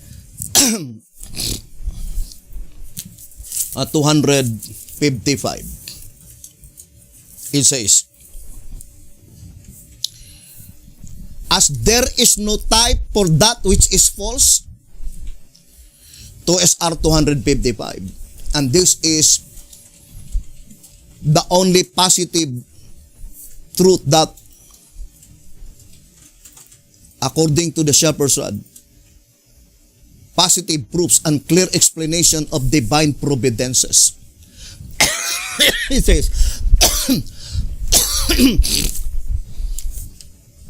2 SR 255, as there is no type for that which is false, teachers of juries without a typical representations for their claims of so-called Bible truths, and those who believe in them are as the blind leading the blind. The types are worked out to expose the error and reveal the truth. The honest ones will shun the devil by embracing the facts and by walking in the light. If you are honest, you will shun the devil by embracing the facts that any movement without typical representation cannot be of God. Brothers and sisters, now, I would like to ask a simple question. Can you cite any example in the Old Testament that God commanded His people to establish headquarters in Bashan? Is there any citation in the Bible as an example, as the type? If there is no type, that is a false movement, according to that reading in 2 SR 255. And the types are worked out to expose the error and reveal the truth. But those who accepted such doctrines without typical representation, they are blind people led by blind leaders. That is not my words. That is the words of the shepherd's rod, 2SR 255. And the only example that we could give is that, brothers and sisters, that when God's people is about to enter to the promised land, one of the victorious conquests is the conquest of Bashan and Gilead, according to Patriarchs and Prophets 436.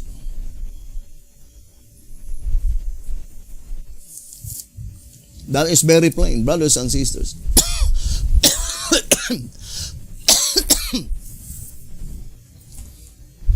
Now,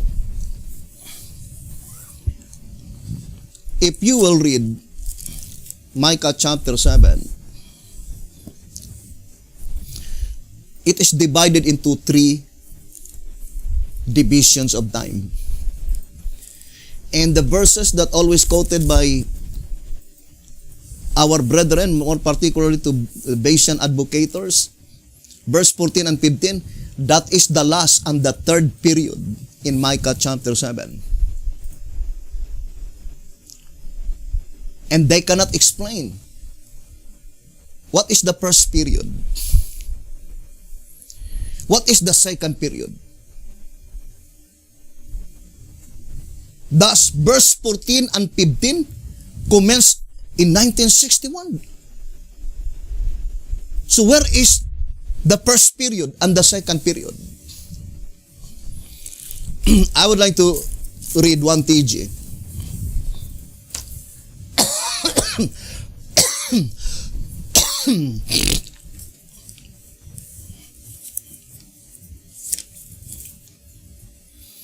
Page 13. 1 TG number 28, page 13.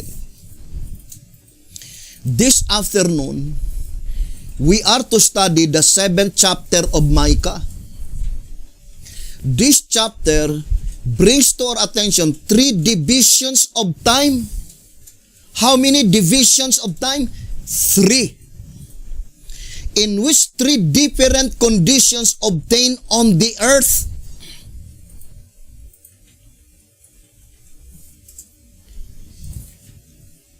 There are 3 different conditions obtained on the earth. The first condition is recorded in the first 4 verses. So Micah 7, 1, 2, 3, 4. That is the first division of time. The second in verse 5 to 14. You see, the second division of time is verse 5 to verse 14. And the third in verse 15 down to the end of the chapter. So verse 15,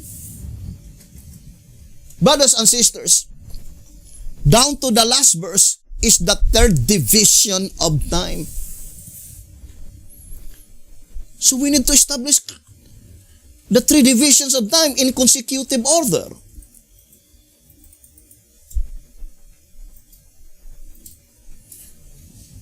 Verse 15 itself, brothers and sisters,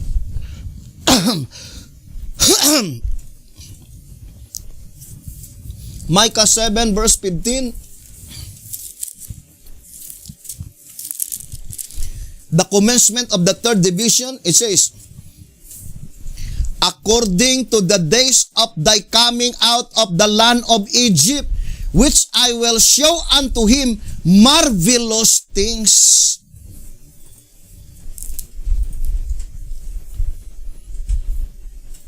So these verses, verse 14 and 15, brothers and sisters, must be fulfilled at the time when God's people is leaving Egypt.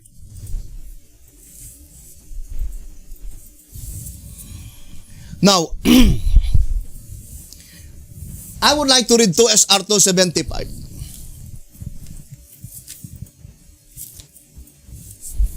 Bitotim says, 2 SR 275, but the perfect fulfillment of the prophetic period of Abraham in its antitype is yet in the future, going out of Egypt.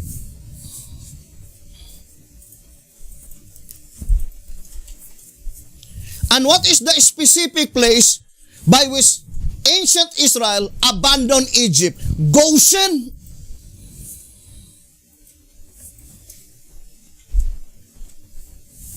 What is Goshen? United States of America. Now let us read 1 SR page 76. The land of Goshen stands as a symbol of the United States of America in which the church came into existence. If you will say United States of America, that is the 50 states of the United States of America. Therefore, the entire United States of America is called antitypical Goshen. So this is America.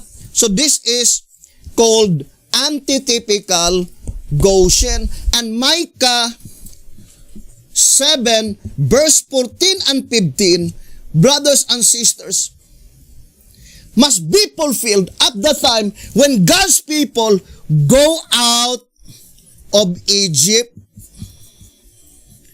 Then, by prophetic events, we can rest assured that that statement, brothers and sisters, saying, Bashan, Gilead, I would like, Carmel, Bashan, Gilead, the fulfillment must be at the time when God's people go out of Egypt, which is Goshen, which is represented by United States of America.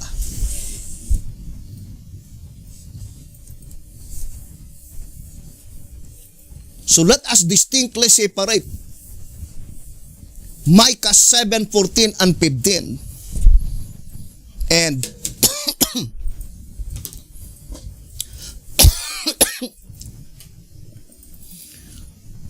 Nahum chapter 1 verse 4.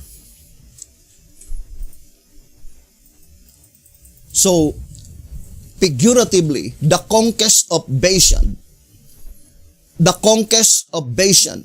victories at Carmel, the victories at Gilead,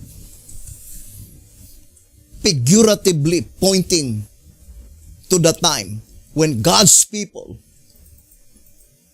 in those places will be awakened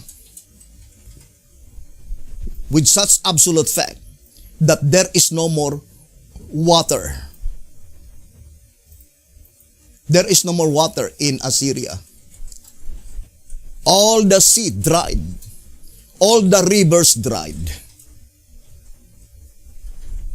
And it was enumerated by the shepherds one by one.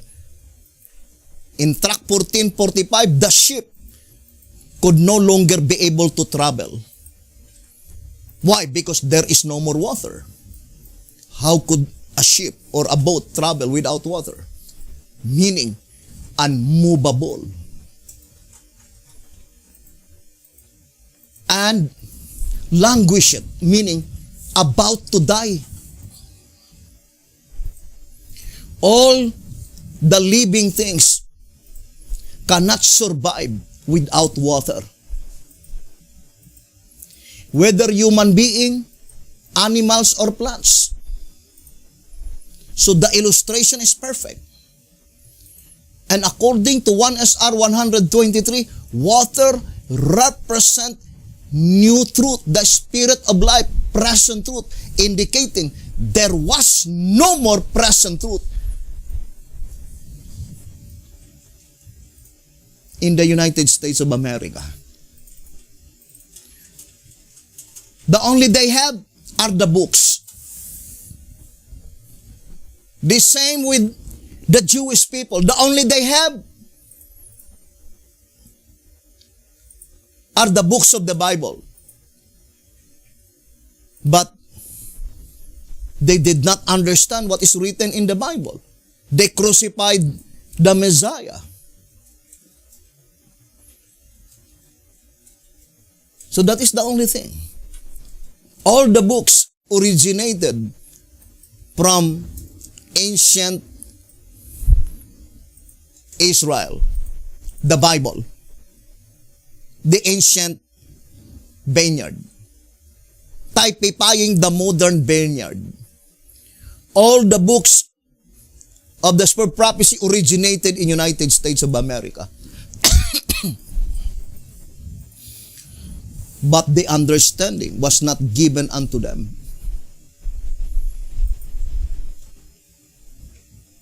And the mere fact that they were in total ignorance concerning the proceedings in the heavenly sanctuary, nobody discussed it, is the strongest proof that they were destitute of the dews of heaven.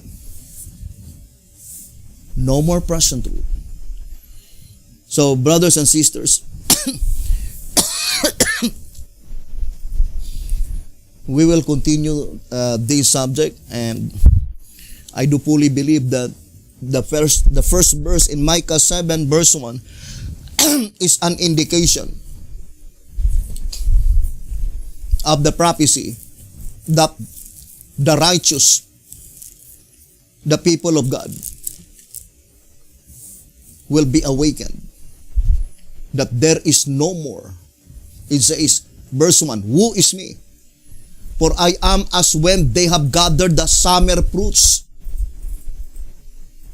And that is pointing Jeremiah 8:20. The harvest is past and the summer is ended, and we are not saved. As the grape gleanings of the vintage, there is no cluster to it. My soul desired the first ripe fruit. The good man is perished out of the earth, and there is none upright among men. They all lie in wait for blood. They hunt every man his brother with a net. Brothers and sisters, whether you like it or not, that is the reality. The earth mentioned here is the symbolical earth. The good man mentioned here is inspired human being. All of them were already lying unconscious in their graves. The last inspired servant of God in the United States of America is B.T. Hotep.